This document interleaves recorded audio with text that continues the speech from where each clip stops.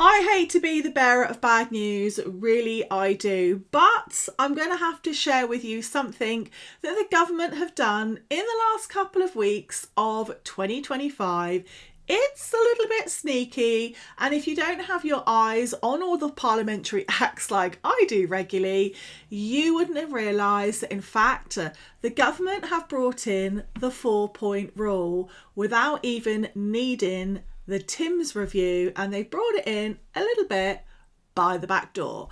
So if you are somebody who is currently on LCWRA, PIP, has some kind of a disability payment, or you have a PIP review upcoming, an ESA review upcoming, or something like that, you are going to want to watch this video.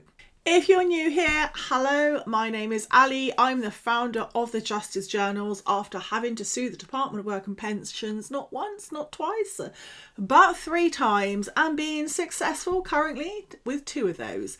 And we have a 3rd appeal pending. Now, as part of that entire process, I've had to learn a whole load of legal remits, which I did not want to have to do. And on this channel, I share it with you, I break down policy, and I also help keep you updated with changes that are going to affect you in your everyday life concerning the government and a few other things too. And if you want to use any of my resources, or you want to access the software that I created, Justice Writer Pro, which helped me win 2 cases successfully against the Department of Work and Pensions, then go along to the justicejournals.com, where you can find out more about what I do with my advocacy and all of the tools, templates and good things like that that you can use to help you too. Now, the 4-point rule. If you did not know what the 4-point rule is, I'm going to very briefly explain it.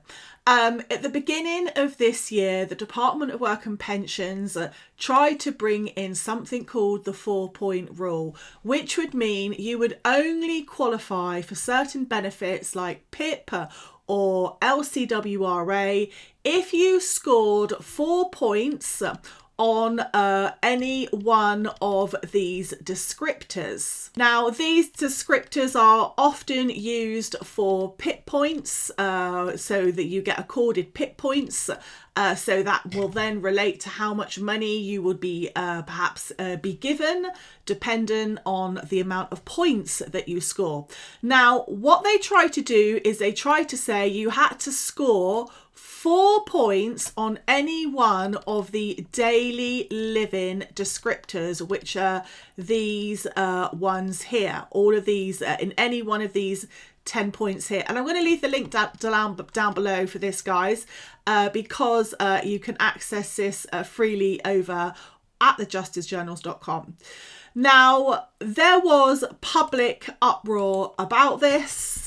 Everybody said this is terrible, it's unlawful, it's discriminative, because technically 2 people could have the same condition that would affect them in pretty much the same way, but because of this change, it would mean that some of those people would get LCWRA and some people wouldn't. So what happened, because there was such public uproar about it, is that the Department of Work and Pensions said, I know, let's just add in a 3rd wheel here and we'll have it independently reviewed by somebody. And that is referred to as the TIMS review. Wow.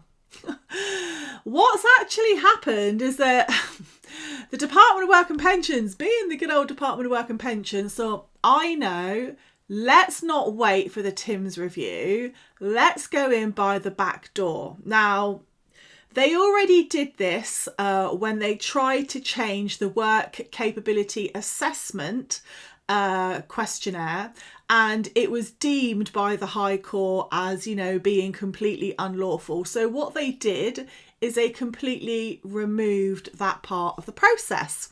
They didn't take on the recommendations from the High Court, they just removed that part of the process. So they did not have to comply with it.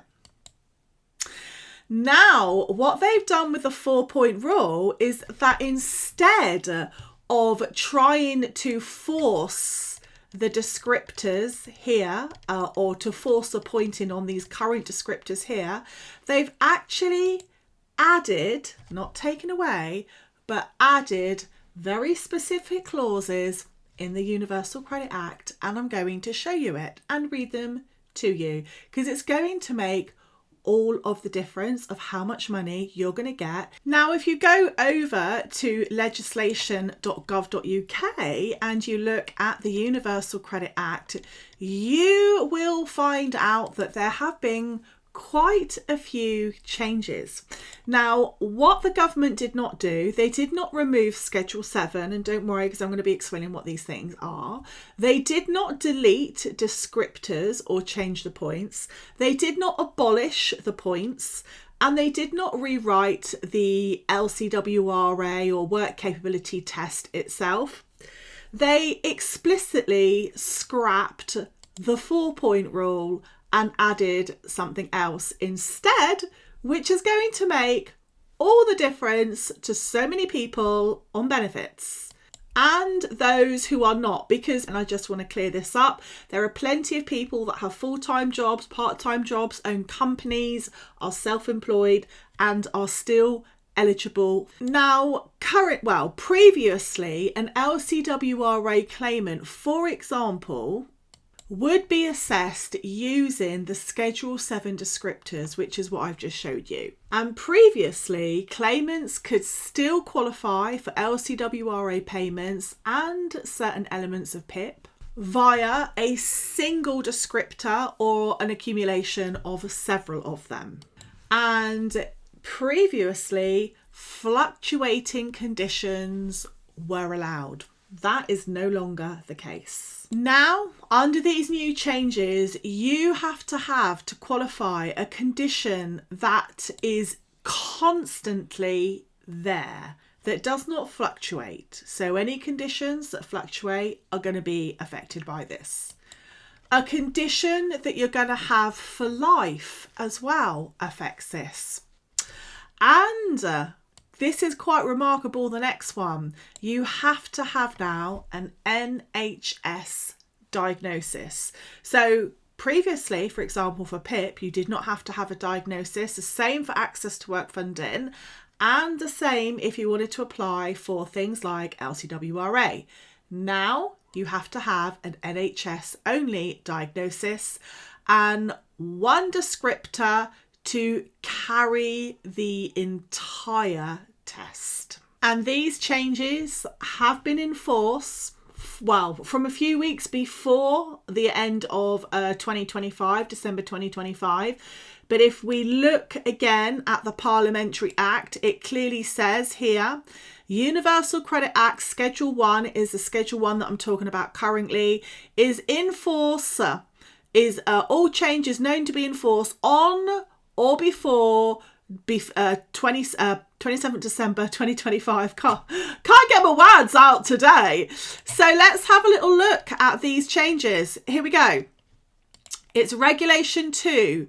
Pre-2026 claimant has the meaning in Regulation 27A1, and it is this part here. Severe conditions criteria claimant has the meaning in Regulation 40A2. So what that basically means is this. Now there is a new regulation that has been added to the Universal Credit Act, and this really currently only affects people on universal credit. Okay, so previously the LCWRA assessment was based on the old rules that I described, descriptors and points. Now there is a new severe conditions criteria, and you have to have something that is permanent, and you are going to be consistently tested on it. I know it's not what everybody wants to hear. I know. Now, although this doesn't currently affect PIP, I can see it seeping its way into there because of the type of language that is being used. But, I don't want to say that is the case, because obviously that isn't the case right now, but I haven't been wrong about anything that I've predicted so far, unfortunately. Now, one of the best ways to prove that you have a condition that impacts your life adversely, consistently, is to have my health journal. And my health journal mirrors the points and the descriptive planners and descriptors, just like it does do here for LCWRA and also for PIP. And when you are consistently logging everything, it is very difficult to say that this evidence does not exist. Just having a long list of going to your doctor, or, you know, a long list of your appointments, or a long list of all the consultations that you've had, is not necessarily going to prove on its own, if at all, that you have conditions that are impacting your life adversely. And that is what so many people think, and it is not the case. So I will leave, you can get this on Amazon. It comes already printed. If you want a digital version, you can get it linked here on this video as well. I will leave the link below for this too. But this is very, very good. It is very comprehensive, and lots of people have already started seeing a complete change around when it comes to PIP assessments as well as LCWRA. So make sure you use it. I wrote it for you. I wrote it as a tool and a resource to help you. Please use it. Now I'm going to talk about the difference in money that LCWRA claimants in particular are going to be getting because of this new rule. Now I know lots of people are like, oh well, if I'm already on it and these new rules come in, it's not going to apply to me. I don't think that that's going to be the case, and I'm going to be explaining why. So basically, it's split into two tiers. Think of it like that. So Tier 1 is if you want protected LCWRA amounts, pre-existing 2026 LCWRA claimants. But hold on, because I'm going to be explaining this. They're going to have to meet, severe conditions criteria claimants with the new regulation 40A. Terminally ill claimants, they are going to keep the higher LCWRA rate, and it is CPI protected. So that's the indexing every single year. When there is inflation, it goes up. Okay. But the tier 2, so post after 2026 LCWRA claimants, for everyone else found LCWRA after April 2026, they're only going to be getting £217.26. It's nearly half. So it's a much lower rate, because I think currently, don't quote me exactly, but it's about £420 LCWRA claimants are getting. They're now going to be getting new claims, half of it. And please don't think if I'm already getting it now, I'm going to be staying on that rate, because there are some very small caveats that are listed inside of this act and the different changes that they've made. So I'm now going to be telling you what those are, because I think a lot of people are going to be downgraded to the post 2026 amount.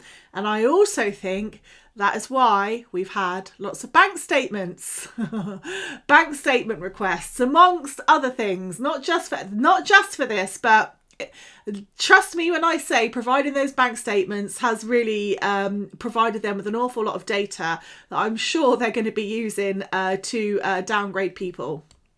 And I'm going to be explaining this. I think the best way is how you can lose LCWRA protection and then be downgraded potentially to the new amount. So number one, if there is a break in entitlement, particularly a change of circumstances, especially people that are coming over to universal credit from ESA, being put on ESA, there is transitional protection a little bit, and there is a limited 6-month disregard for breaks caused by the financial condition, i.e. earnings, but not all breaks are protected. Number two, reassessment. Reassessment, I think, is going to remove a hell of a lot of entitlement to LCWRA. And if we look back at Rishi Sunak and some of my older videos, if you haven't yet watched those on LCWRA, I was talking about this when the white paper and the green paper was brought out quite a few years ago, and they've got their own table where they're moving people, downgrading people basically, and this is part of that process. Moving, as I said, onto UC after April 2026. And if you have some changes of circumstances, can be things like you've moved, someone's moved into your household, somebody has moved out of your household, your health has got worse, is potentially a change of circumstances. All of those things break transitional protection. And then we have the new failure to meet the new severe conditions test. And I'm going to be doing another video. If you want me to do another video, let me know on what that actually is. Now, technically, right now, looking at the changes they've made on the Universal Credit Act, the failure to meet the new severe conditions test is not going to affect people who are currently being awarded LCWRA. But let's just say you stop, you for some reason, for any one of these things or more that I've noted above here on this side, you lose that entitlement. Then when it comes to reassessing you, you're going to be reassessed under these new criterias. Fact. So there is an awful lot that is going to be happening in 2026. Again, they're bringing a lot of this in already now. Some of it is going to be more enforced in February and April. So there is a lot happening. Anyway, guys, that is it from me today. I am sorry to be the bearer of bad news, but preparation is a key to success. Knowing what the changes are does help. Let me know what you think about these changes. Is it going to be affecting you? If you've got any questions, put it down below. And as always, have a wonderful day. Take care. Goodbye.